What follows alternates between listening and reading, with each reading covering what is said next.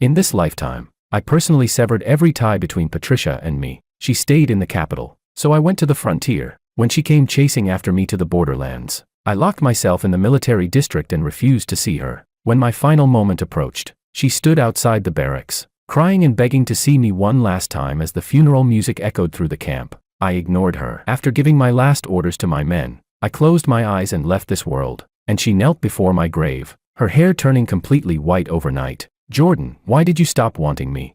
Chapter 1. Jordan. The capital's military district is short of hands. Let's put the frontier mission aside for now. Stay in Beijing. I stared blankly at the steaming enamel mug on the table. When I heard those words, it was like a thunderclap exploded in my ears, jolting me wide awake. Beijing. Stay in Beijing. Wasn't I already dead? I lifted my head sharply, my eyes landing on the wall calendar. 1983. I was reborn. Reborn on the very day before I went to Patricia's house to propose marriage. That day in my previous life, I had sat in this exact same spot, thrilled after hearing the commander's words. I thought staying in Beijing was perfect, close to Patricia, giving me confidence for the proposal. The next day, I carried my promotion papers, 2 boxes of fine liquor, and several bolts of top-quality fabric to Patricia's home. But Patricia had stood by the doorframe, her face colder than the frost of midwinter. I knew her heart belonged to that educated youth named Mario. She was waiting for him to get out of prison. Yet her relatives surrounded her, murmuring, "Patricia, Jordan's an officer, he's got a future. Who knows how long Mario will be stuck inside?" And how did she finally agree? I remember she sighed, didn't even lift her eyelids, and said softly, I was overjoyed at the time, thinking that one tiny weighed more than gold. After marriage, I treated her like a treasure. If she wanted the sweet rice cakes from the south of the city, I would ride there at midnight to buy them. If she thought the curtains looked dull, I replaced them the very next day. And her heart was sealed behind ice, always cold and distant toward me. When Mario was released, she began visiting him often. Once, I came back from patrol and saw her holding our daughter, waiting at the alley entrance near Mario's house. When our daughter was 5, she pointed at a wooden toy gun Mario had given her and said, "Daddy, Uncle said once he saves enough money, he'll take us to the south." By then, I was gravely ill, and the hospital had issued a critical notice. Half conscious one day, I overheard Patricia speaking on the phone in the corridor, her voice low but clear. "Once Jordan's death compensation comes through, we'll have the wedding and give the child a proper name." What a cruel joke. Her husband wasn't even dead yet, and she was already planning to use my pension to fund her own wedding with another man. The thought of my pitiful, wasted first life made my fists clench tight, my nails digging deep into my palms. "Commander, I request a transfer to the frontier." The commander froze mid-sip from his enamel mug, frowning. "The frontier? You know how harsh it is there, don't you? Once you go, it's 5 to 8 years minimum. Think it through." He paused, perhaps remembering the proposal, and added, "Besides, aren't you supposed to go to Patricia's house tomorrow?" "No need." I cut him off firmly. "The proposal's off. The marriage is off." The commander slammed his mug down on the table and stood up. "What's going on with you? Yesterday you were rushing me for the recommendation letter, and now you've changed your mind. Did you two have a fight?" "No fight. I just figured some things out. Beijing's nice, but the frontier needs me more." "What things?" he pressed. "Speak clearly." I opened my mouth, but the memories of my past life stuck in my throat. What could I say? That I'd already lived once and spent a lifetime being made a fool of? Forcing a smile, I replied, "Nothing. Just realized I should go where I'm needed most. I'm a soldier, that's my duty." The commander stayed silent for a long time, exhaled a puff of smoke, and finally said, "Fine, I'll give you 5 days to think it over. If you change your mind within that time, I'll pretend this order was never given." I nodded in agreement. Stepping out of the office building, the autumn wind swept across my face. I looked up. The sky was a clear, piercing blue, so different from the gray haze I'd seen from my hospital bed in my past life. I needed to go home and tell my parents. They'd probably scold me for giving up an easy life in Beijing just to suffer at the frontier. And Patricia, just thinking of her brought all the humiliation of 2 lives flooding back. In my past life, I cherished her like a jewel. To her, I was nothing but a fool. This time, I'm done. If she wants to wait for Mario, let her. If she thinks I'm beneath her, I'll stay far, far away. Having made up my mind, I walked toward the family housing area. When I passed the department store, I saw a red balaji, the same kind of dress I had given her in my previous life, displayed in the window. I paused for a moment, then turned away without looking back. Red dresses, Patricia, none of it has anything to do with me anymore. Chapter 2. When I pushed open the door, the sight in the courtyard made me pause. On the rattan chair lay a pile of brand new red silk quilt covers, and neatly stacked wooden boxes lined the wall. Thermos bottles labeled Shanghai brand and enamel wash basins were piled up like a little hill. Even the old locust tree had bolts of unopened Dacron fabric hanging from its branches, bright reds and soft pinks swaying under the sunset until they almost hurt the eyes. My mother was squatting on the ground, counting red envelopes, while my father stood on a stool, pasting festive paper characters on the doorframe. When they saw me come in, they both turned around. "Jordan, you're back." My mother clapped the dust off her hands, pointing proudly at the things around the yard, her eyes crinkling with joy. "Look at this quilt pattern. Isn't it lovely? Your dad said we should pick the brightest one. And these sweet rice cakes, I asked Aunt Lee to steam them overnight. You can take them tomorrow when you go propose." My father twisted around on the stool, still holding a brush dripping with paste. "Patricia loves candied fruits from the west side of the city. I went this morning and bought 2 pounds. Think that's enough?" In my last life, I had also stood here with tears in my eyes, looking at this very same courtyard full of wedding preparations. They'd always said Patricia was a good girl, that marrying her was my blessing. And after the wedding, they never stopped reminding me to treat her well. Even on my deathbed, my mother had held my hand and whispered, "It's our fault we couldn't help you keep Patricia's heart." But now, watching them busying about, I felt something tighten painfully in my throat. "Dad, Mom, stop for a moment." My mother froze mid-motion as she tucked apples into a basket. "What's wrong? You think these apples are too small? I can go get bigger ones." "It's not about the apples." I stepped closer. The cheerfulness of the courtyard stabbed at my eyes like pins. I pressed my lips together. "The proposal, forget it. I don't want to get married." "What?" My father jumped down from the stool. "What did you say? You don't want to get married? Patricia's such a good girl, why all of a sudden?" "Jordan, did you two have a fight? Girls can be shy, you should be more patient with her." "It's not a fight." I looked at their anxious faces, took a deep breath, and spoke the truth. "She doesn't like me. She never did." Just then, the sound of a bicycle bell rang from outside the gate. I turned my head. Patricia was standing there, pushing her bike. She was wearing a light blue Dacron blouse, a little sweat on her forehead. A bamboo basket hung from her handlebars, holding something wrapped in lotus leaves. "Uncle, Auntie," she greeted with a polite smile. When her eyes swept over all the betrothal gifts spread across the courtyard, her brows furrowed ever so slightly, a tiny flicker that my mother caught at once, her cheerful smile faltering. "See, I wasn't lying." Patricia had always rejected my affection, no matter how sincere. But Patricia quickly composed herself and handed over the basket. "My mom asked me to bring you some freshly steamed buns." I didn't answer. Instead, I walked straight up to her. "Patricia, let me ask you something." She looked up at me, puzzled, waiting for what I'd say next. "Do you like me? Do you really want to marry me?" Patricia froze and stepped back, startled by the question. Her lips parted, but no words came out. Still, that fleeting hesitation, that flicker of resistance in her eyes, reflected the truth clearer than any confession. In my last life, she'd done the same. She hadn't wanted it, but under her relatives' persuasion, she'd nodded, treating my devotion as something she was simply owed. The result? 2 miserable people trapped in a hollow marriage. I smiled faintly. My heart felt icy cold, but my mind was finally clear. "As you wish. I won't bother you anymore." "What do you mean by that?"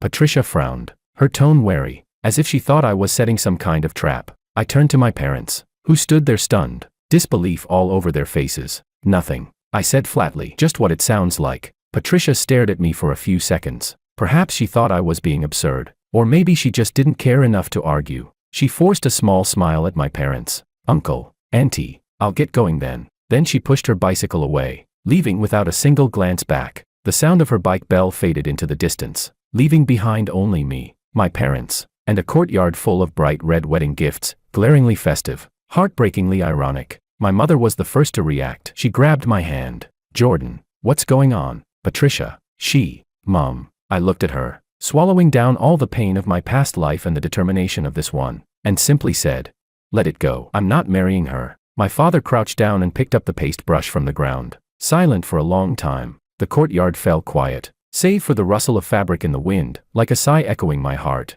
Maybe this was for the best. In this life, I should at least get to choose my own path once. As for Patricia, the men she loves, the future she's waiting for, none of it has anything to do with me anymore. Chapter 3. The cancelled proposal spread through the military compound like wildfire. By the next day, since I hadn't gone to Patricia's house, I naturally became everyone's favorite topic. Old Wang from the mailroom gave me a few extra glances when handing over the newspaper, and even Aunt Lee in the cafeteria couldn't help asking questions as she ladled food onto my tray. I brushed it off vaguely with, "There's been a change in assignment," though deep down I knew this matter would have to be settled sooner or later. At noon the following day, when I stepped out of the base, the sun was blazing overhead. I squinted as I walked toward the residential compound, and saw a familiar figure standing by the gate. Patricia. She stood under the shade of a tree, holding a canvas bag in her hands, her toes absently tracing patterns on the ground. When she saw me, she immediately came toward me. It was the first time she had ever taken the initiative to seek me out. In our previous life, decades of marriage, she probably hadn't even known exactly where my office was. Instinctively,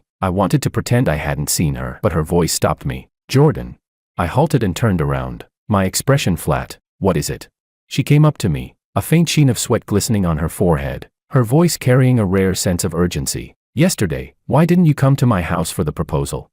I froze for a moment, then almost laughed at how absurd it was. Just 2 days ago, in my parents' courtyard, she'd been silent and evasive, her resistance written all over her face, and now she had the nerve to ask me this. Patricia, did you forget what I said yesterday? You don't like me, so I ended it. When did I ever say I didn't like you? She raised her voice, her cheeks flushing. I never said I refused. No, you didn't say it, but the way you frowned, your silence, that look in your eyes, even my parents could see what it meant. I know exactly who you're waiting for. I used to be stupid enough to think I could change your heart, but thinking about it now, forcing a fruit to ripen before its time only makes it bitter. You don't have to feel guilty. I won't force anything. From now on, we'll go our separate ways. That's best for both of us. I thought those words were giving both of us a dignified ending. After all, in my previous life, she had never openly rejected me. She simply stayed silent and let me walk willingly into a dead end. But before I could take a step away, she suddenly grabbed the sleeve of my military uniform. You can't do this. Her voice trembled slightly, all her usual calm and pride gone. Everyone in the compound knows you were supposed to propose. Now you suddenly don't show up. What will people think of me? They'll think there's something wrong with me. Her fingers tightened around the fabric, crumpling it in her grasp. I looked at her reddened eyes, but in my mind, I saw another image. Patricia. Years later, waiting at the alley corner with our daughter to meet Mario after his release. Her expression unbothered when the neighbors saw them together. And then her planning to use my death compensation to hold her wedding with another man, never once caring about saving face. So why now, when it came to me, did she suddenly care what others might say? The irony stung. Expressionless, I pulled my sleeve free and took a deliberate step back to put distance between us. My decision won't change. What others say is your concern, not mine. With that, I brushed past her. I didn't look back, so I didn't see the dazed look on her face as she stood there. Even from a distance, though, I caught a glimpse of her under the tree, her figure stretched long in the sunlight. There was something new in her eyes, still distant, but tinged with something else. Confusion, perhaps, or something more complicated, but I neither studied it nor cared to. Let her be. Things needed to end cleanly. Her hesitation, her embarrassment, those were hers to face. As for me, Jordan, I would never again pay the price for her choices. Chapter 4. When I got home, I began packing for my departure. My parents came in after hearing the noise, just in time to see me pressing 2 pairs of rubber shoes into the bottom of my trunk. What are you doing? Why are you packing? Without pausing, I wrapped my enamel mug in an old newspaper and tucked it inside. I've applied for a frontier posting in Xinjiang. Where? Xinjiang. My father's teacup almost slipped from his hand. Didn't you say you were staying in Beijing? Why are you suddenly going so far away? I pressed the last shirt into the trunk, fastened the latch, and said without looking up, I was wrong before. They need people out there more. The room fell silent for a long while. My mother crouched down, running her fingers over the military insignia on the box. You've really decided. The sandstorms there are fierce, and the winters can freeze a man to the bone. Yeah, I've decided, I said, squatting beside her and taking her hands. I leave in 3 days. I thought they'd try to persuade me otherwise, just like they did in my last life. After all, I'm their only son. But suddenly my father slapped his thigh. Then we'll go too. Your mother and I will come with you. I was stunned. Go with me. But the conditions there are harsh. You too. Harsh? What's harsh about it? My mother stood up, eyes bright with resolve. Your father's always talking about how he used to serve on the frontier when he was young. I've always wanted to see what the Gobi Desert looks like. Perfect timing. We'll treat it like retirement out there. They looked at each other and, to my disbelief, actually started planning it out. Bring the thick quilt. Find your dad's fur hat. Let's buy a couple of cans of fruit preserves for the road. Watching them bustle about, I opened my mouth to protest, then swallowed the words back down. Maybe leaving this place would be a new beginning for all of us. Just as we were almost done packing, the sound of a bicycle bell came from outside the courtyard gate. I opened the door. Patricia stood there, her forehead beaded with sweat. She'd clearly come in a hurry. Jordan, Before she could finish, my mother called from inside. Jordan, find your father's wool socks. He'll need them in Xinjiang. Patricia froze, eyes widening. Xinjiang. In a few days the official notice would be out. It wasn't exactly a secret, and I didn't see the point in hiding it from her. So I leaned casually against the doorframe and nodded. Yeah, I'm leaving in a few days. You're going to Xinjiang. Why? Weren't you staying in Beijing? I applied to serve on the frontier. My tone was calm, detached, as if I were talking about someone else's business, but her voice trembled slightly. Then, when will you be back? I shrugged. Don't know. Maybe 5 years, maybe 10, or maybe, I paused, meeting her eyes. Maybe I'll never come back. The instant those words left my mouth, I saw her eyelashes tremble violently. That woman who had always been cold and distant, who could barely spare me a smile, now had a trace of panic flashing across her face. She stepped closer, her chest rising and falling. You have a good life here in Beijing, why go somewhere so far? Is it because? Patricia. I cut her off, my tone turning firm and heavy. Everyone has their own path. Do I need your permission to walk mine? She froze, lips pressed into a thin line. Sunlight filtered through the leaves, casting dappled shadows across her face. For the first time, I saw unmistakable loss in her eyes, like a cloud scattered by the wind, barely visible before it blurred again with moisture. She opened her mouth as if to say something, but swallowed it instead. Inside, my parents were still bustling, the sound of shifting trunks echoing through the small house. I didn't want to drag this out any longer. Stepping aside, I motioned toward the gate. If there's nothing else, please go. I still have packing to do. It was the first time I'd ever dismissed her. In my past life, no matter how coldly she treated me, I had always run to her, afraid she might be hurt, desperate to please her. But now, watching her stand there with emotions I couldn't read in her eyes, all I felt was calm. Patricia stood there for a while, then finally turned and walked away, pushing her bicycle slowly. Her figure looked fragile in the sunlight. Her steps no longer hurried. Maybe I should have followed her, asked her what that look in her eyes really meant. But standing there, I realized I was tired. I no longer wanted to guess, no longer wanted to care. It seemed I really didn't love Patricia anymore. Chapter 05. In the following 2 days, the military district granted me a few days off to pack my things. Unexpectedly, the person I ended up seeing the most was Patricia.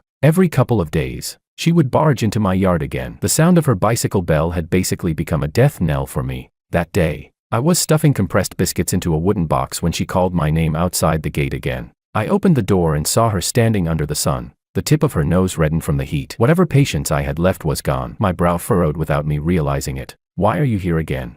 She froze at my expression, like she'd been pricked by a needle. The next second, her eyes reddened, tears glimmering on her lashes. Jordan, you never used to look at me like that. Her voice trembled, tinged with grievance. In my previous life, whenever she cried, my heart would instantly melt into a puddle. But now, all I felt was a throbbing ache at my temples. Leaning against the doorframe, I looked into her reddened eyes and suddenly realized there were things that needed to be made clear once and for all. Some tangled feelings needed to be cut off completely. I sighed and led her to the shade under a tree. Patricia, you said it yourself, that was before. Back then, I liked you. I really liked you. I chased after you with all my heart, dreaming every night about making you my wife. But I'm not a fool. I could tell whether you had feelings for me or not. You were thinking about Mario. Whatever kindness you showed me was just perfunctory. Even if I kept clinging to you, could that have ended well? In my past life, I stopped short, swallowing back the words, in my past life, and concluded instead, anyway, I've figured it out. Keeping my distance from you is better, for both of us. From now on, go live the life you want. Go after Mario. Or anyone else if you like. It has nothing to do with me anymore. I won't appear in your life again. I thought I'd spoken with all the decency and finality a man could offer. Even if she didn't thank me, she should at least feel relieved. But instead, she burst into tears, not a quiet sob, but shaking shoulders and ragged breaths. She wiped her tears, her voice choked and trembling, as if I'd wronged her terribly. I'm not as cold as you think. I do have feelings for you. Her words hit my heart like a pebble, but they didn't cause a single ripple. I stared at her tear-streaked face, stunned, but inside, I felt nothing but emptiness. She loves me. When she and Mario discussed using my death compensation money for their wedding in my previous life, where was that love? Saying this now, isn't it far too late? I exhaled slowly, weariness creeping into my voice. Forget it. Don't say anything more. I'm not lying. She panicked, taking a step forward as if to grab my hand, then pulled back sharply. I just didn't know how to face you about Mario. She stumbled over her words, her eyes red like ripe peaches, but as I looked at her, all I could see was the memory of her voice from that hospital bed in my past life, her calm tone when she heard I was dying, her figure standing outside Mario's house with her daughter in her arms. Rebirth hadn't made me numb. It had simply burned away all my love. Those days of heartbreak she gave me were like scars carved into my bones. The pain had faded, but the shape remained. I understand, I said quietly, but it's too late. Patricia's sobs stopped abruptly. She stared at me with swollen eyes, as if she couldn't comprehend my words. I looked her straight in the eyes and said, one word at a time. I'm going to Xinjiang. I might never come back. Whether you have feelings for me or not, it doesn't matter anymore. The yard fell silent, broken only by her muffled sobs. I didn't look at her again. I turned, went back inside, and closed the door. Outside, her crying came in soft, broken waves, like a thin needle, pricking lightly, but never piercing the heart. Leaning against the door, I looked at my packed luggage and felt an unfamiliar sense of relief. She had finally admitted she had feelings for me, just as I was ready to leave her behind forever.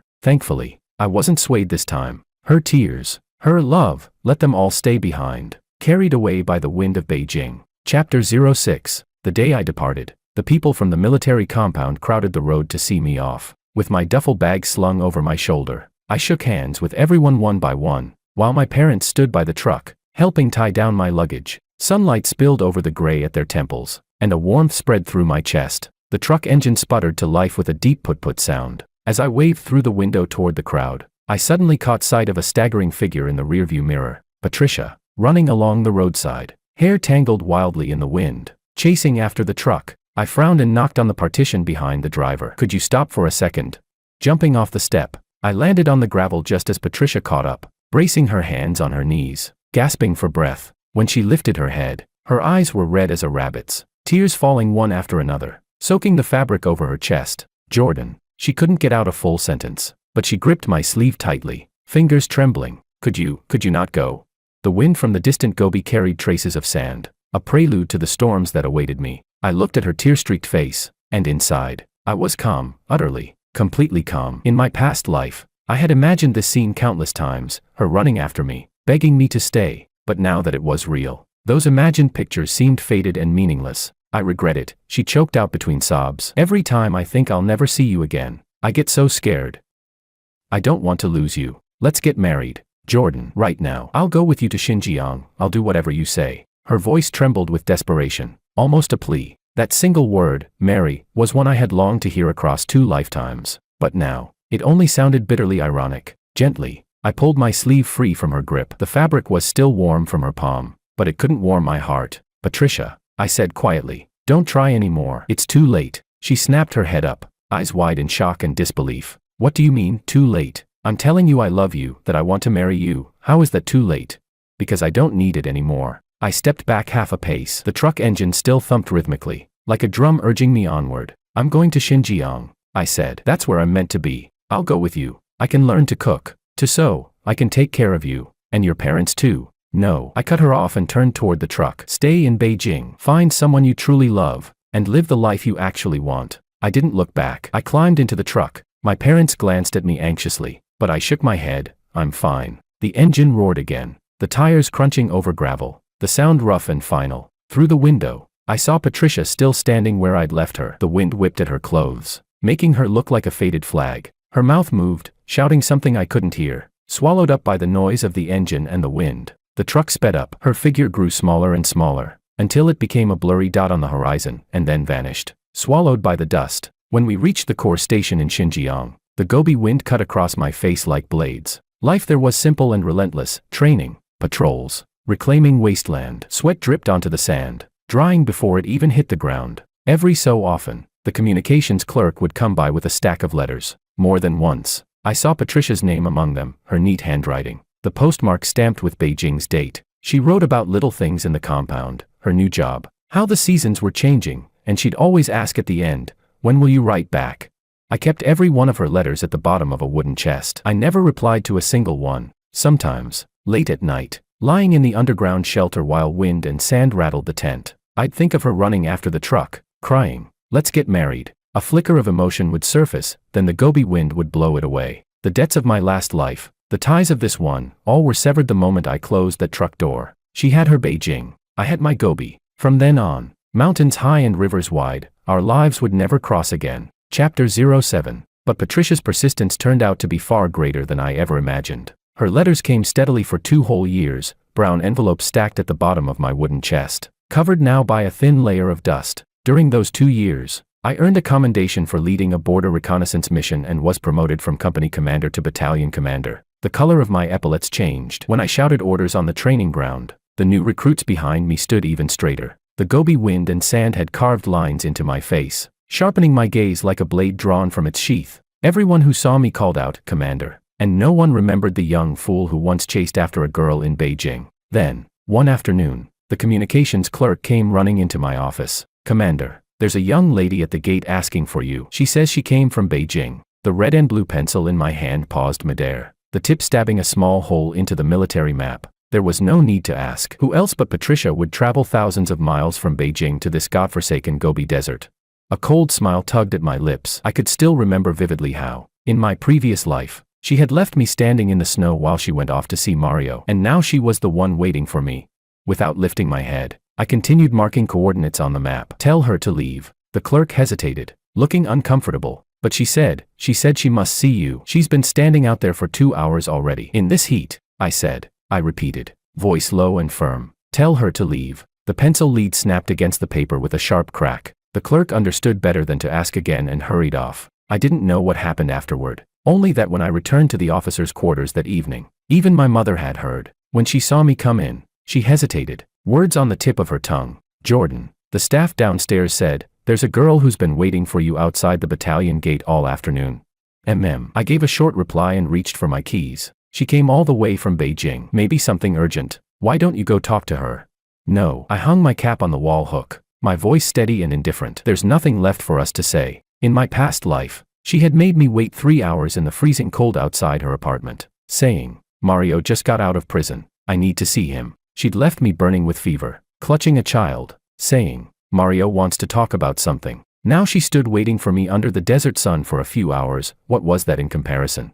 I figured she wouldn't last long under the Gobi's harshness, a few days at most, and she'd slink back to Beijing. But 3 days later, the communications clerk reported again. "Commander, that lady rented a mud-brick house near headquarters. She says she's planning to settle here." I froze mid-task, gripping the tiny model soldier I'd been using for tactical simulation. Settle here? What the hell was she trying to do? Dig her heels in for a standoff? At that time, the regiment happened to be forming a tactical research unit, recruiting personnel for behind-the-scenes work. I barely hesitated before submitting my application. From the training field to the research office, from a frontline commander to a background strategist, I buried myself in endless military documents, poring over maps and data every day. I hardly even went back to the quarters anymore. The research office was on the top floor of the building, its windows facing the vast Gobi. If I lifted my eyes, I could see the snow mountains in the distance. I deliberately left the curtains half-drawn, enough sunlight to fall across the open files, but also enough to block out whatever gaze might exist from below. One night, I worked late and went downstairs to fetch some water. As I passed the entrance, I caught sight of a figure crouched by the wall under the corridor light. In the moonlight, the silhouette clutched a cloth bundle, shoulders trembling ever so slightly. I didn't know how long she had been waiting. It was Patricia. Hearing my footsteps, she lifted her head. Her face was red from the cold, her eyelashes tipped with frost. When she saw my shadow stretching halfway across the ground,